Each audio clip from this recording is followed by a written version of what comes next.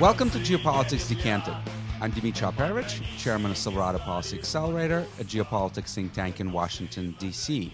On today's episode, we're going to be talking about the Second Battle of Kursk, the substantial Ukrainian offensive into Russia, which began on August 6, 10 days ago now. The First Battle of Kursk, of course, occurred 81 years ago during World War II, and that was the Soviet offensive against the Wehrmacht. My guest today to discuss these developments is Constantine Kalinovskiy, a Ukrainian combat veteran who works with Liberty Ukraine, a charitable 501c3 organization that fundraises for some really great projects for the Ukrainian Armed Forces, including quadcopters, evacuation vehicles, and generators, and of particular importance right now, support engineering equipment needed to build trenches and fortifications, such as excavators. He's in constant contact with Ukrainian troops at the front line and has a really great understanding of the current situation. Constantine, welcome to the show. Thanks for having me here. Great. So we'll talk a little bit about your very important fundraising efforts in a bit. But first, I wanted to get your take on this Kursk offensive. So obviously, we're not going to reveal anything that might compromise the ongoing operation. But as I said, we're now 10 days or so into it, and it's worth discussing how it unfolded, what the objectives might be, as well as the risks, which, of course, could be quite substantial. But maybe let's begin with August 6th. So first of all, this operation really took everyone by surprise. Even the United States said that they had no inkling that it was about to happen. Obviously, the Russian forces on the border in Kursk were completely unprepared.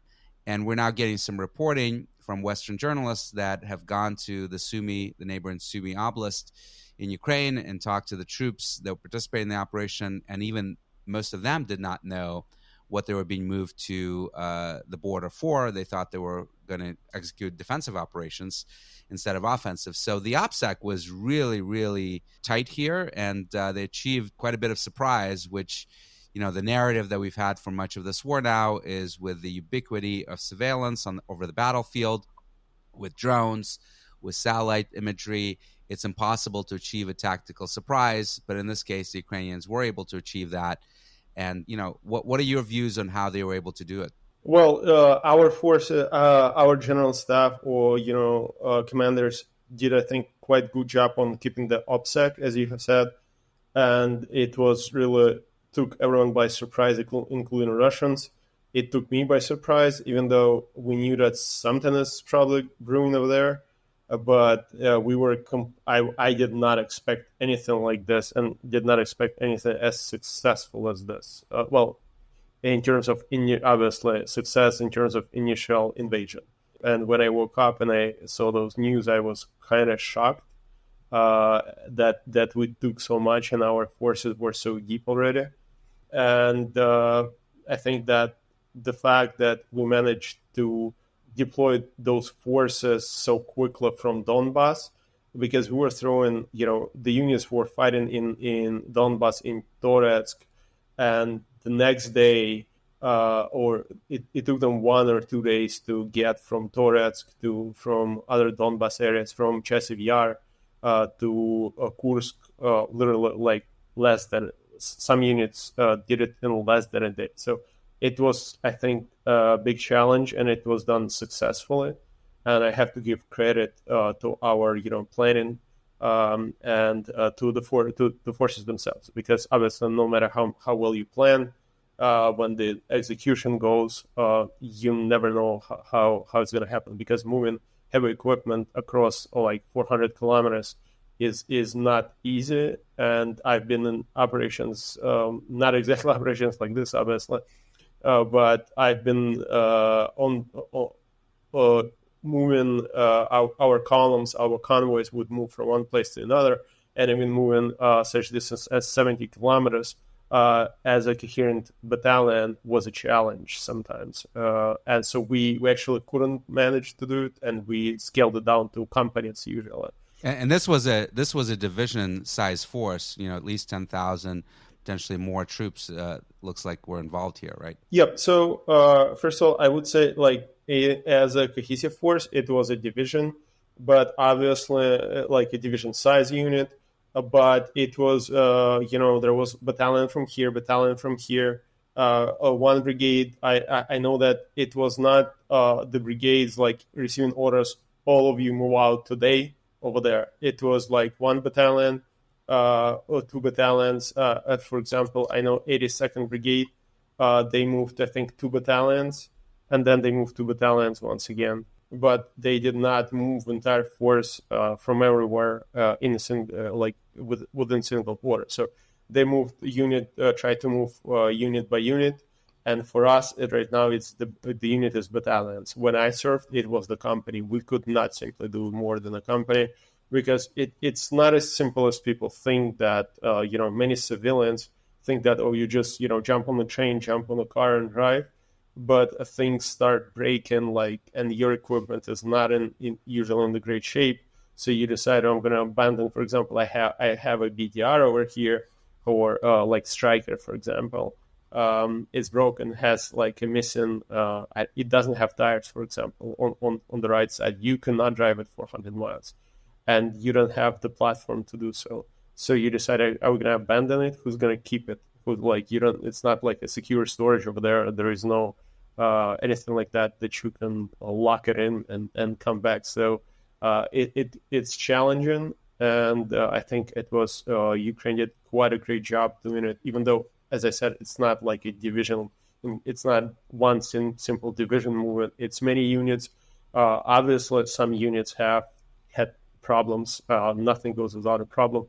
But overall, it was a success. It was a success for the entire force, I would say. So let's talk about the objectives. There were a lot of speculation early on about why this was done.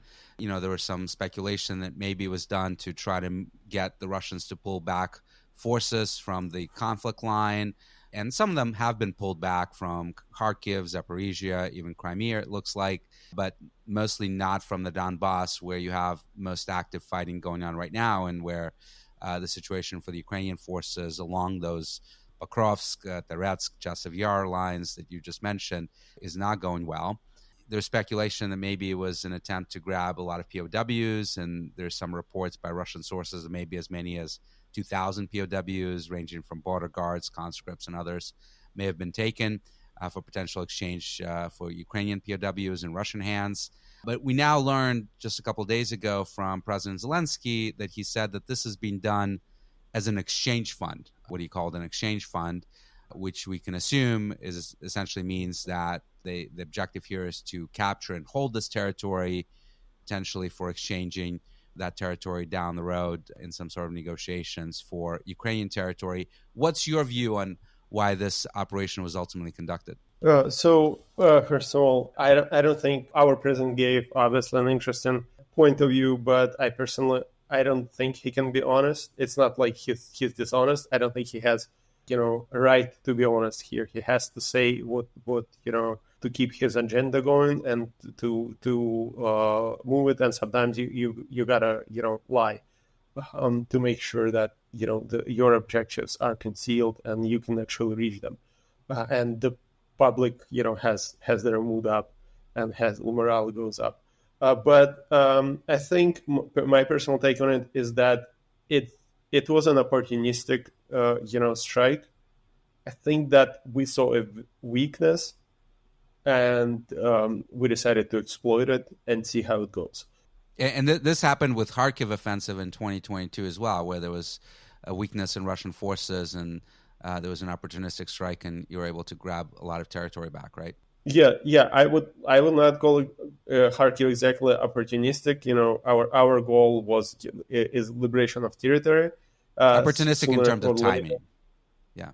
Yep. And but this was, I would say, I don't think that you can really plan for things such as grabbing POWs. It's like you cannot predict things like that. It's just too complicated. I would not bet, okay, we got to go there and we're going to grab POWs and it's going to be a win for us. And that's the criteria for success. I would not say that because grabbing POWs, they can just retreat and you will not be able to do so. It's not that easy. It's not something that you can easily plan for.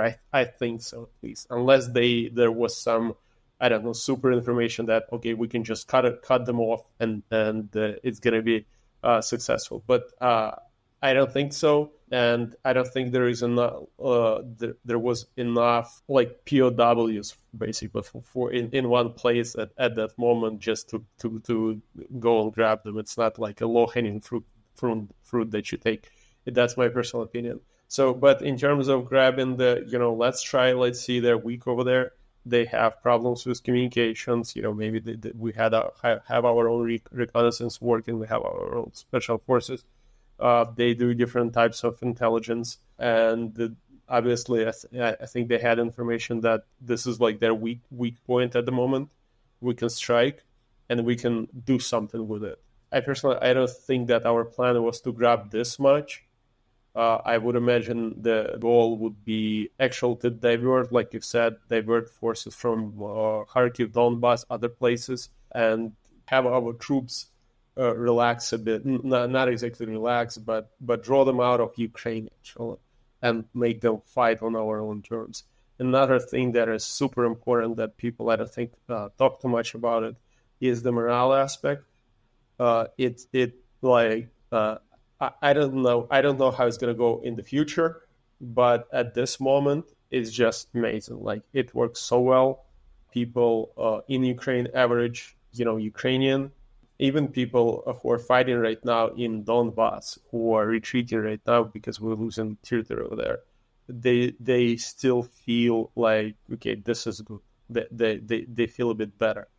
They feel much better, I would say. Not everyone, obviously. There are skeptics. There are people who are, have different opinions on this. There are people who are upset.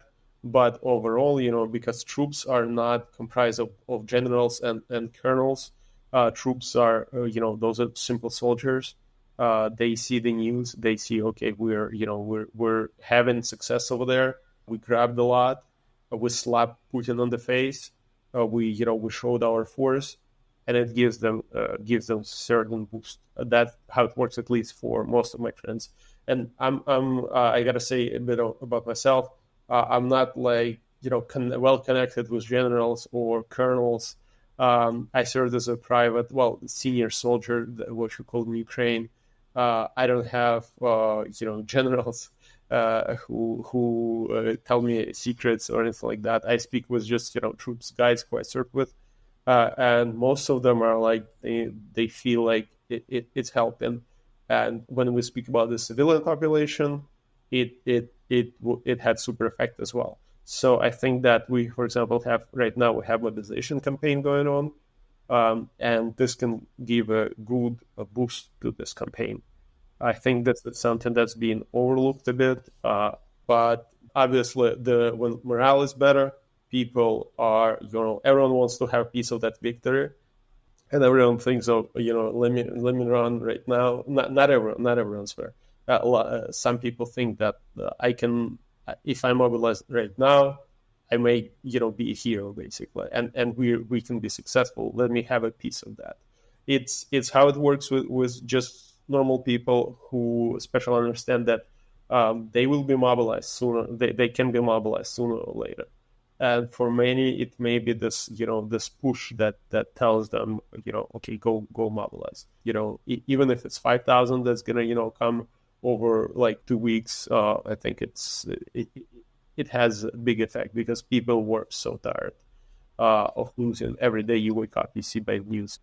Yeah, I mean, this year has not been a great year, right? Not just the losses on the battlefield, but obviously the situation across the country with the electric grid being pummeled and power outages becoming more and more frequent, and certainly changing the game and having an offensive that is viewed, at least in the initial stages, successful, is helpful both at the front line, helping with the civilians, but also helpful here in the West, right, where people were sort of getting into the mindset that, Ukraine is either stalemating in this conflict or potentially losing. And this is, at least in the or simply forgetting about it. Yeah.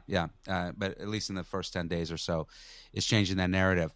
So let's talk about some of the risks here, because they are substantial. And I think it's fair to say that this was a gamble to try to do this, right? And probably the most substantial risk that many have pointed out is that the forces that were used to do this operation, as you said yourself, have been pulled from the line of the Donbass where things are really, really tough and you're steadily losing territory. And some of these places like Pokrovsk, like Chasiv Yar, are really important places that you don't want to lose. So by pulling them from the line, you're potentially making that situation worse. How do you see that trade-off? You know, we've talked about the benefits, but the risk that this makes the situation at the front in the Donbass worse. How worried are you about that? So I'm very worried about it because, this is, like you said, I see this as a big gamble. And my first initial thoughts when I saw the success, I was really afraid because we did not know exactly how much forces are involved. But then we knew that more forces are incoming. Because now today, for example, we saw 95th Brigade in Donbass, which is one of our air assault most capable brigades. So then I saw, my friend just on social media and his close account saying he's in Kursk right now. I knew they were in Chasiv Yar before, and I was like, we're pulling the forces from there. Things they barely held before. How what's going to happen now? And so this is a big risk for me. I consider this to be a big gamble because we're not like holding Kursk. How long are we going to? What is our objective there? Take I don't know 1,000 square kilometers and just hold them. Obviously, we're not going to take Kursk itself, the city of Kursk. It's too big, right? And there are too many forces there. Yeah, it's going to be even worse, I would say, if we try that, because we're going to, if we fail there, what's the end goal? So, and what happens if Putin doesn't, he just thinks, okay, let's just ignore it, move the line 45 kilometers into Kursk region, ignore what's happening, and keep pushing in Donbass. 3 months happens, we lose Donbass, and we still have to go from Kursk. What do we hold there? Some fields. Come on. I'm not perfect guy to know what's going on in Russian politics, but I do understand their culture. I'm from Kharkiv myself. We lived on the border. We had business with Russia back 25 years ago, and I understand them. They don't. People in Moscow, they don't care at all. This is the borderlands, right? Unless it's Moscow and St. Petersburg, no one cares. Yeah, they don't care about those small villages at all. So it's my concern, one of the concerns, that they will simply not care. They will keep pushing. What are we going to do? But now we have our forces there, and we're losing the ground that's important to us, because Kursk is not important to us either. Like we're not gonna make settlements there. We're not gonna sow crops there. We're not gonna do anything there. Sooner or later, we're gonna go from there. And right now, Russians are evacuating. They're actually trying to evacuate. Yeah, over 100,000 have evacuated Russian civilians from these different villages and small towns. Yes, but if, for example, so this really scares me, and pulling the forces from Donbass, which is well defendable. If you do things right, it's my personal opinion, it's well defendable. You just got to do things right. Let's learn. Let's scale. Let's stop just saying, "Oh, there are endless cabs. We cannot do anything about that." Let's scale, because there are, for example, the cabs are the glide bombs that they're dropping on the troops. Yeah. The glide bombs. Let's look at for example, cases of the 79th Air Assault Brigade right now that is, fighting there. They're destroying like columns of vehicles after vehicles. Chasiv Yar Canal, it's super defendable. The canal, if you have seen, if people have seen the pictures of the canal itself, it's a huge canal. It's hard to cross. And as you cross it, you ask yourself, what do I do here? I have friends fighting there from 5th Kiev Assault Brigade, for example.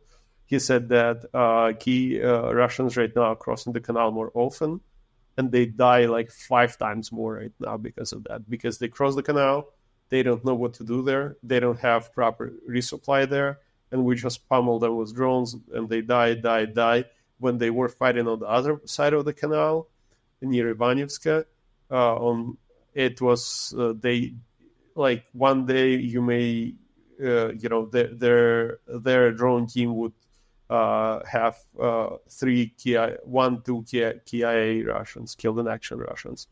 Now they have like 5, 7. This is a small team, like 5-man drone, 5 or 10. I don't exactly know, but it's a small unit that operates in shifts, so it's pretty big for them.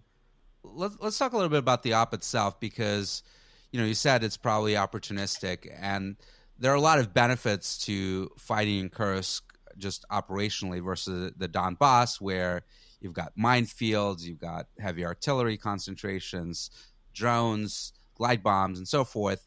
And at least when they initially crossed the border, they were confronting mostly border troops, some conscripts who were clearly unprepared for that.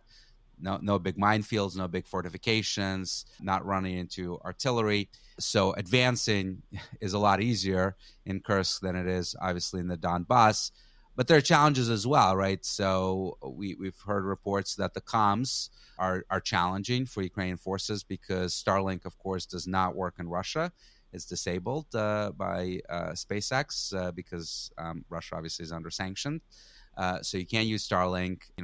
The distances that they've covered are probably in many cases outside of radio signals, right? Except maybe shortwave. And, you may be relying on Russian telecom infrastructure, which of course is heavily monitored by the FSB. You've got a lot of challenges just on the communication side, and then logistics as well. You're moving so far out that resupplying those forces with munitions, with fuel, food, etc., is going to be a big challenge as well, right? So I will not speak about comms too much. Some things I can say or cannot. I may spill something that should not be talked about. But I can say that logistics are obviously harder because first of all, you have to resupply those forces somehow. When you're operating nearby your village, your town, it's much easier. When you operate in now it's 15, 20 kilometers deep. For me, I think that what is more scarier is the Kursk itself. If you see this area, if you just pull out the Google Earth and just click on the pictures there, a lot of pictures that just average people, that normal people do. They take pictures and upload them. It's an area that is perfect for ambushes. It's an area with lots of woods, lots of rolling hills. The terrain there is super, super defendable. And while you can, roll, you broke through, you can roll 20 kilometers into it.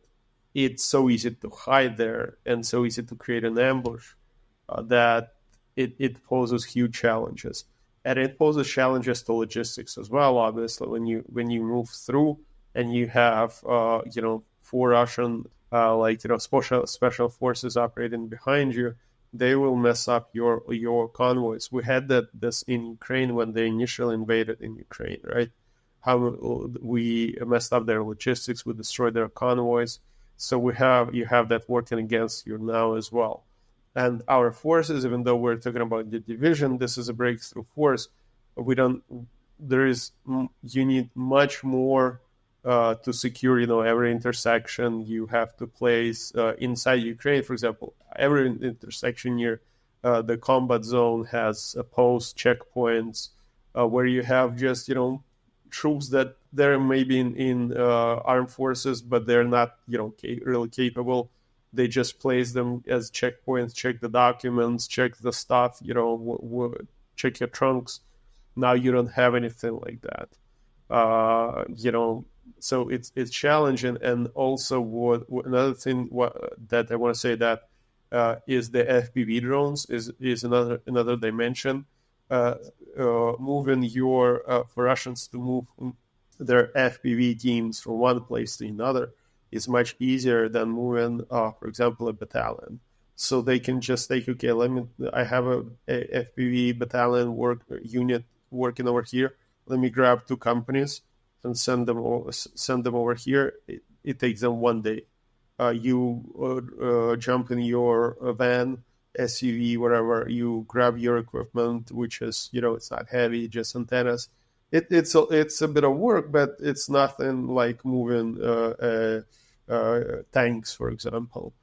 So you move, and then you don't need much like for infantry to start effectively operating. You need a lot. You need a lot to happen.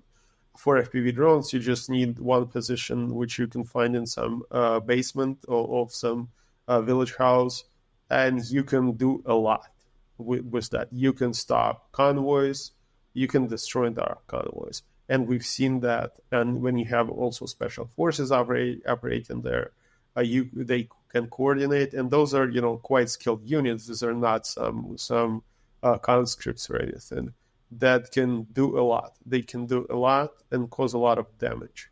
Yeah. And the Russians are slowly regrouping. They're trying to get some of those reinforcements in. There are some indications that some of the Wagner folks are flying in from Africa as well. There are also rumors that maybe there'll be another mobilization. Putin, of course, since 2022 has been really hesitant to do another mobilization wave. But, an attack on Russian territory may give him an opportunity to say, defend Mother Russia. That's why we need one. Things have changed. So you might actually cause, significant flow of new forces into the Russian military. And even though they've been able to recruit about 30,000 a month of new troops, just volunteers based on compensation that they're providing, there's some reporting now, open source reporting, that it's getting more and more difficult to recruit these volunteers. They're having to raise prices. So this is potentially going to give them another option to try to raise the force, right? Yeah. So when something like this happens, it's big, and people, even though Russian media does not pay much attention to it, it's still pretty big, and people see it. People know what's going on. Yeah. Anytime you evacuate 100,000 plus civilians, the relatives are going to hear about this. This is going to get out, right? Russia is a big country, first of all. It's the biggest country in the world, but it has 140, 130 million population. So what you have is those people, young, who have testosterone pumping, and they don't know what to do with their lives, usually in their 20s, 25s. And here's the opportunity to be a hero for them. Defend their motherland, basically. Especially Kursk, you can have a media campaign, related to the Great Patriotic War, which is a World War II, part of the World War II, and it can trigger better numbers for them, and it can trigger better quality of the recruits, because from the reports that I've seen, that while they get like 30,000 numbers from open source reporting, I've seen that they get the quality has been dropping. The age has been going up, but the people are getting worse. Like the quality of those recruits are getting worse and worse. Much older, in the 40s and so forth, yeah. And it's not a joke. People think that, okay, in your 40s it's easier to go to combat. It's not.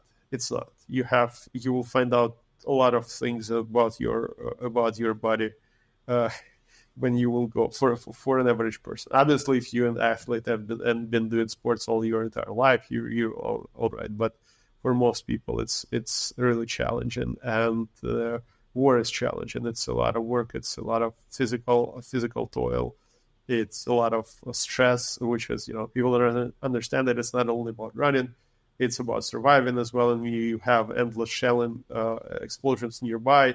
And you start your pancreas starts acting up, your heart starts acting up, and you have all types of things. So this can give them quality of troops, not only quantity, but the quality that they have been lacking. So it's a risk for us. So it has to be considered as well. Lots of risks here, and also the risk that will simply not be successful. Right? We have seen. I have friends there. One of our brigades, I will not say the name, but we had 8 to 10 BTR 4Es destroyed yesterday. Armored vehicles. Yes, armored personnel carriers. And obviously, when those vehicles are destroyed, obviously you have problems with personnel suffers as well. I've seen one so far. Thankfully, only one POW interrogation from the 92nd Brigade, 3rd Battalion. So you mean a captured Ukrainian that is being interrogated by the Russians? Yes, and so it's a challenge. That's what happened. They went too deep. They were ambushed. They had FPVs with them. They had infantry hiding there. And right now is the end of summer. The greenery is in its like thickest point. People say, "Oh, just fly drones, find everyone." No, you cannot see anything through the thick leaves in the tree line. You cannot see anything with a drone. It doesn't matter. Thermal drone will not help you. It's no matter what type of drone you have. You don't see right now through the leaves. You have 10 meter high trees, 30 feet trees with thick leaves. You can hide anything there basically, especially infantry. You don't need much for the ambushes, and they happen. Nothing will happen today. We had those were our paratroopers. Obviously, there are reports that it was 82nd Brigade, and it's challenging. You can at some point you can push and find yourself that you are not, you're pushing, but it's not doing anything. You're just losing troops without much movement. And what do you do that? Then you say, pull back. And it's like a gamble. I think that we see the success. Oh, let's do more. Like some people come to casino, they win three bets next. Double down. Yeah, they double down. So let me ask you this. So obviously the president said this is an exchange fund, as you said. He may not necessarily be coming clean with what the goals are, and the goals could be opportunistic based on what's achievable and constantly changing. But what's your assessment? And you're right now very much focused on support engineering equipment like excavators. I think you've raised money for 8 so far excavators that are going to Ukrainian troops. Yes. So do you think you can hold at least some of this captured territory, build the trenches, the fortifications from scratch effectively in this territory, minefields, etc.? It's obviously right now a very large territory that's already been captured, so you probably need to consolidate some of those gains. But do you think that's doable? Yes, I actually think that's doable. You just got to draw the line properly, pick the positions. But we have experience, I'm asking myself, okay, we could not do it in Donbass or Kharkiv. We had failures over there, picking wrong positions, not digging properly. Where is the guarantee that we're going to do it right over there? So I'm concerned about it. I'm really concerned. And this is probably the one area, or at least one of the main areas where the Russians probably have an advantage over Ukrainian forces is combat engineering. They actually build pretty good fortifications. We saw it last summer in the failed counteroffensive, and the Ukrainians have not yet been able to match it in terms of speed. So I don't know what Russians do to do it better. They do use a lot of contractors. Today, for example, I saw a report. I have not verified it, but they are right now paying twice the normal salaries for the excavator operators to be sent in Kursk because they simply don't have that. It's hard it's challenging to find right people to do it. It's not excavation is not easy. There aren't many professionals who can do it, but they've been better than us at it, much better. I personally think we neglect it. And we don't really, think, oh, it's not going to help us. Those glide bombs do a lot because I keep hearing, okay, the glide bombs, they will destroy if it hits, no matter how deep you dig, no matter how well you construct your fortifications, the glide bomb comes, you will dead, which is completely not true. It's not true. Not every bomb lands directly into your fortifications. If you have a concrete, bunker dug into 1.5, 3 feet, 3 feet, 4 feet deep, you need to kill the people to destroy it. You got to have a direct hit on it because it just concrete underground works really, really well. You got to hit it usually directly. It's our problem. Russians are much better at it. So that's why I have my concerns. What are we going to do there? We could not do it anywhere before. How are we going to hold that territory? But then I come in and think, okay, but who are they going to assault us with? Right? They have to pull because assault operations are really hard. And Russians are known for losing a lot during their assaults, like huge numbers. So, and if they don't send their capable, experienced troops, we can hold. Just gotta do it right. Gotta do it right. That's why I'm working on excavators. And if they send those experienced troops, well, maybe they send them from Kharkiv, maybe they send them from Donbass, and that's maybe where we can achieve the goal as well. So there are a lot of risks here, a lot of unknowns, a lot of the operation is very much ongoing. So we expanded the flanks a bit, which is, I think, quite right thing to do for us. Because when you penetrate deep, you have risks of losing, overextending. Yeah, you could be surrounded. Yeah, when you expand, it's a bit easier. It's not that like it doesn't look like you achieve much by expanding the flanks, but it's more stable, it's more controllable. It's and you can have your forces that were dug in just move forward from their positions basically to the new positions. So I don't know, but I'm really much concerned about our capability to dig in and properly, because I do believe that fortifications are important. I was digging in, I bought sheets of metal myself personally, functions for them when I was serving, and I placed them on our small bunker to make sure we had logs, and I placed additional metal on top of it just to make sure, because I was afraid that I was really scared to die. I don't feel like dying, so I do everything to save myself. And you have to worry about shrapnel as well, not just a direct hit. Yeah. There's a lot of things to worry about, but proper fortifications, they do work. They do work really well. So let me ask you.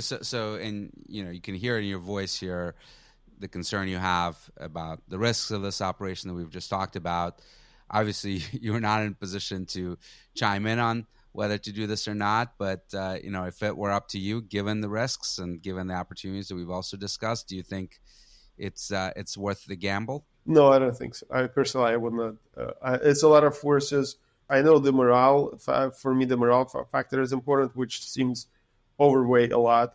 But we can stop them on Donbass, and they will have. This is on their agenda, taking the entire Donbass, and they will keep doing it.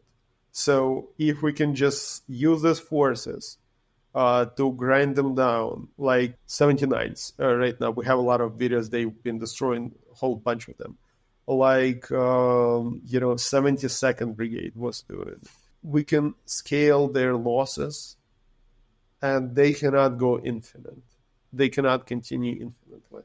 It's a myth that Russia is endless, like they have so much resources.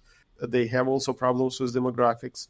They're not perfect. We discussed here that they have the recruits' average age going up. I'm sure the numbers will fall as well. And you cannot simply endlessly have so many people dying, and it's huge numbers. We've seen, from open sources, you can see it's huge. So I would suggest let's just focus on that, learn to scale, and learn to save our troops, and that's why I'm doing it. For proper fortifications, I think that can save a lot.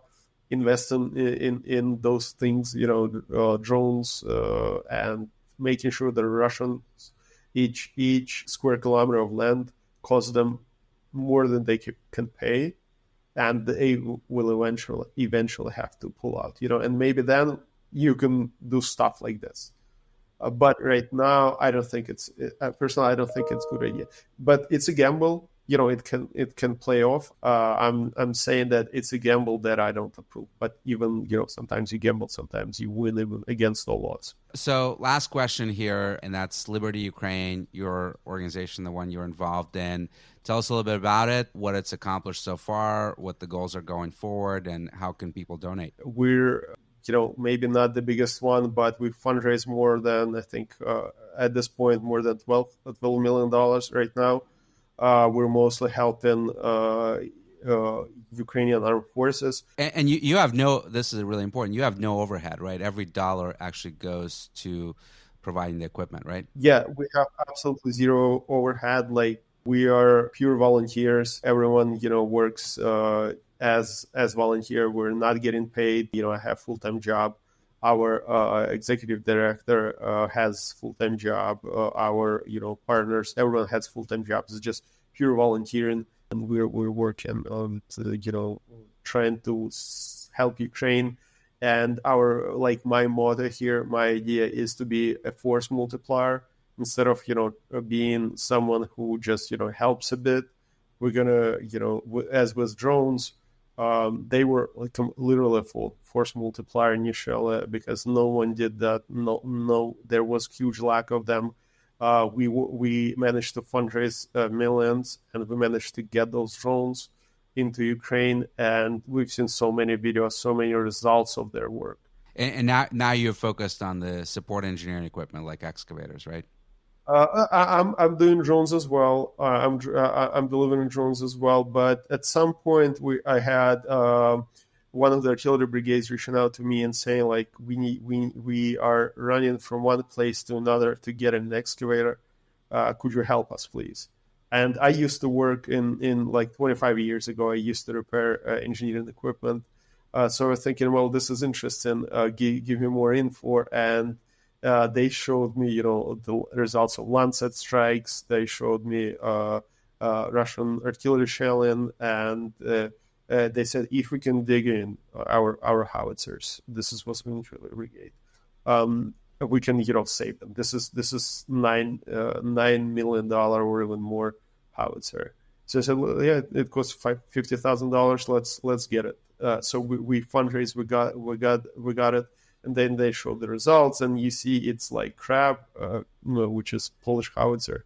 It's like 4 meters tall, and when you see the crab inside this huge hole that you have dug in, it just it's amazing. And then I was told, I continuously keep contact with the guy. They say we sit in this in this bunker. Russians send cubs to us because sometimes they operate really close. The glide bombs, they explode like 50 meters away from us. We're fine. So it's literally saving lives. Yeah, so it's literally saving lives. And what we have also, I have my brother who's a volunteer as well in Ukraine right now, working volunteer in terms of helping, and he has a workshop there that he has big experience. He is doing metal working, but he has experience in doing repairs and maintenance on the excavators. So we talked with him and decided, okay, we can just get buy the used excavators on the auctions in Europe and United States, send them in UK, send them to you. You're gonna do the repairs, and we get them like 5 times cheaper than you get them new. Obviously, it's not a new excavator, but we're keep going. Right now we have funds for 8 more, and it's 8 more excavators. I think it's big, and right now we switched to getting them to infantry, and the complaint that I heard a lot that these are small excavators, that the fortifications that are being built by the centralized forces are bad, and the infantry doesn't like them. And these small excavators, we give them to infantry, and they just send it into the tree line, like 3 kilometers away from the front line. That they dig, they get what they want there, and they just save their life. So I've been focusing on that, and we're working on drones as well in parallel. It's not stopping us. We have like lot of directions that we work on. And how can people donate? Well, you can just go to our website, which is that's the easiest and fastest way, which is libertyukraine.org, and you can see there's a donate button. You can donate really easily. You can go to my Twitter. I continuously have my current campaign, my current donation drive campaign pinned at the top. And you can go there and donate, and the link that is provided there. Terrific. We'll link to your Twitter handle in the show notes, and that's Constantine Kalinovskiy, libertyukraine.org. I hope everyone checks it out and hopefully can contribute. Thanks so much for taking the time to speak with us. Thanks for having me. It's been amazing. Thank you. It's the first time for me doing something like this. Thank you very much.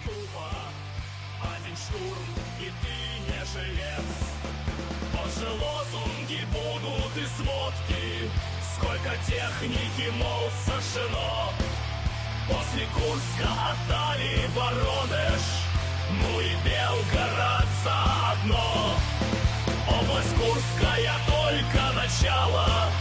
Уходите, спасайтесь, глупцы.